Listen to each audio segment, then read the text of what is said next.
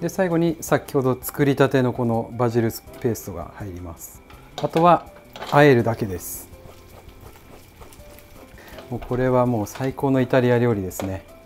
はい、こんにちは、シェフのファビューです。今日はバジルのパスタを作っていきます。はい、それでは材料紹介です。リングイネ、バジル、じゃがいも、インゲン、ペコリーノチーズ、松の実、ニンニク、オリーブオイルです。はい、それでは今日は夏に食べたいパスタってことでバジルペーストのパスタを作っていくんですけど、バジルソースのこのパスタってスーパーで瓶に売ってたりとか、ソースでも結構売ってるので皆さんの馴染みがあって結構好きな方多いんじゃないかなと思うんですけど、そもそもこのパスタは北イタリアのリグリア州のジェノバっていう港町があるんですけど、そこの郷土料理で、現地ではペストまたはペストアッラジェノベーゼって言われています。でこのパスタがですね、手作りすると本当に美味しいのでこれから早速作っていきます。まずこのバジルペーストのソース、これはペストですね。このペストは現地ではモルタイオっていう大理石のすり鉢のようなもので作るのが伝統的なものなんですけど、バジルっていうのはそもそもハーブの中でも一番熱とかに弱くてデリケートなハーブの一つなので、すぐ黒ずんでしまうんですよね。だからやるときは基本的に機材を冷やしてからって言うんですけど、これはお店で大量に作る時の場合で、家で作る時とかって自分1人とかもう作っても 4,5 人前家族分とかだけじゃないですか。だから実際冷やしてやったりとかそんなに気にしなくて混ぜるだけなので大丈夫です。でこのバジルソースは、何の機材でやるかによって多少やり方が変わってくるんですけど、すり鉢なのかミキサーに入れて作るのかブレンダーで回して作るのか、あとは僕はあんまりおすすめはしないんですけど、どの機材もないよって方は包丁で叩いて作ってもあんまりおすすめはしないんですけど作ることができます。で僕の他の動画にですねブレンダーで回したりとか茹でてやるやり方もあるのでよかったら見てみてください。でまずはこの硬いものから入れていく。で松の実とあとニンニクとあと塩一つまみ加えて、この塩一つまみがすごい大事です。でこれを入れたら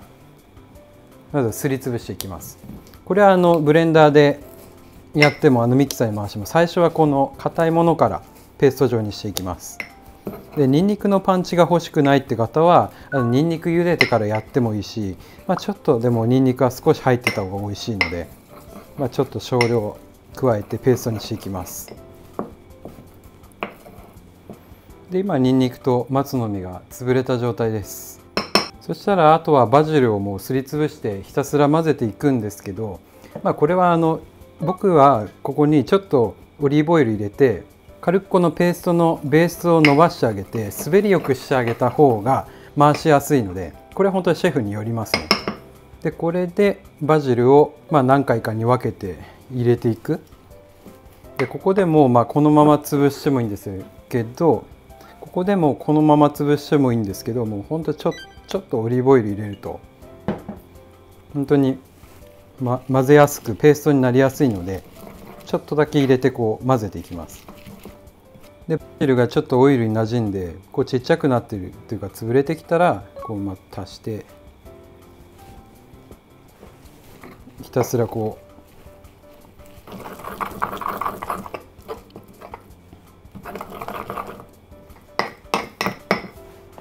で今だいぶこうペースト状になってきました。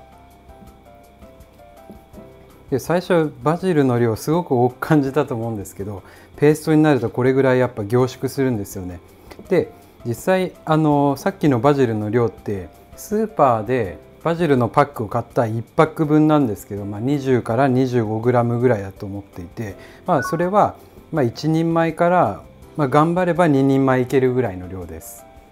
でこのペーストにチーズを加えます。でジェノバだとペコリーノチーズとグラナパダーノを半々で入れたりとかいろんな割合があります。でもペコリーノチーズ入るとすごくこの塩気がですねすごく美味しいので、僕はペコリーノよく入れてやって作ってます。で今硬いペースト状になったのでここでオリーブオイルを入れて、ベースを伸ばすというかここで濃度調整するイメージです。はい、それではこれでペストのベースができたのでこのままパスタソースに入れて使っていきます。はい、それではパスタ茹でていくんですけど、今日はですねジェノバの伝統に倣ってリングイネで茹でていきます。結構平麺と相性がいいので、他にもトレネッテっていう似たようなこの平麺のパスタだったりとか、タリアテッレでやってもすごく美味しいと思いますね。あとはショートだとトロフィエっていう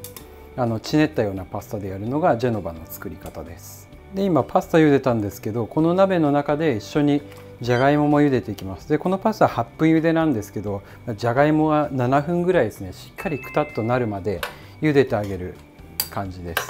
で時間差で3分前ぐらいになったらこのインゲンも入れてっていうやり方をしていきます。で僕はこのアルミパンにちょっと茹で汁、これはペストがかなり重い状態なので茹で汁が入るとここでちょっと滑らかにソースするイメージで、あとはこれはシェフによるんですけど、僕ちょっとここオリーブオイルも入れて一回火にかけて沸かしてこのオリーブオイルの茹で汁みたいな状態作ります。で今日のこのペスタラジェノベーゼっていうのは別にこのアルミパンでやる必要がなくて、もう和えるだけなので全然ボウルでやっていただいても大丈夫です。で今沸いたところなのでちょっとこう回してあげて、そうするとこの茹で汁とオリーブオイルがちょっとつながってとろっとしたものになるので、これでスタンバイが OK です。であとは時間差で3分前ぐらいになったのでインゲン入れて、これで茹で上がりを待つ感じですね。で今このじゃがいもとインゲン茹でてるところなんですけど、なんかあんまりピンとこない食材かなと思うんですけど、これがジェノバの伝統的な組み合わせで、必ずじゃがいもとこのインゲンが入ります。でこれには必ず理由があって、バジルのこのペストのパスタって要はチーズが入らなかったらコクがない、うまみも入ってないので香りのパスタになっちゃうんですよ。だからそこに野菜のこの糖度があって甘みがあるじゃがいもが入ることと、あとはこのインゲンの青っぽいけどちょっとナッティーな香りがバジルの香りとですね本当に相性がいいんですよ。でそこにこの松の実のコクとかでチーズも実際入ったんですけど、それが相まって本当に美味しいパスタになります。はい、それでは麺が茹だったので合わせていきます。で茹で上げたこのパスタと具を入れて、そしたら一回この今オリーブオイルのベースを合わせて、で最後に先ほど作りたてのこのバジルペーストが入ります。そしたらですね基本的に火はかけない、あとは和えるだけです。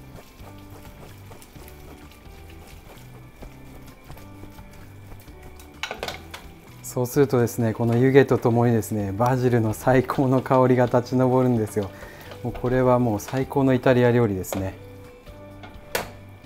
はい、それではいい感じに麺にソースが絡んだので盛り付け入ります。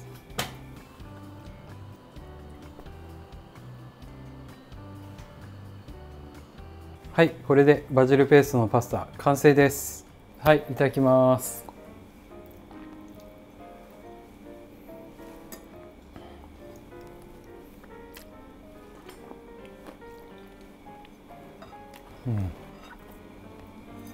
このパスタは個々の食材は結構地味なんですけど、やっぱ合わせて食べると華やかなこの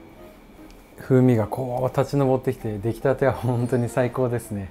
でレストランとかお店でいうとバジルのパスタって本当に香りが命のパスタなので、出来たて以外はあんまり考えられないんですけど、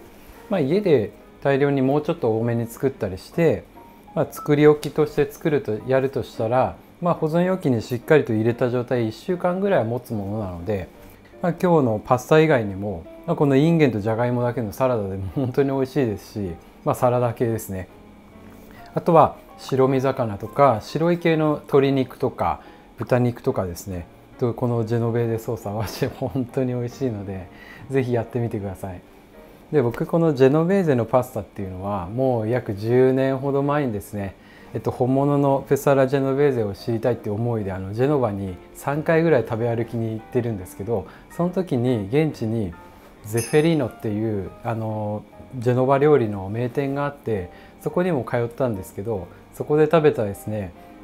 当時はトロフィエと合わせてあったペサラジェノベーゼだったんですけど、本当に美味しくて香りが良くて感銘を受けたのを覚えてますね。はい、ごちそうさまです。今日のこのジェノベーゼなんですけど、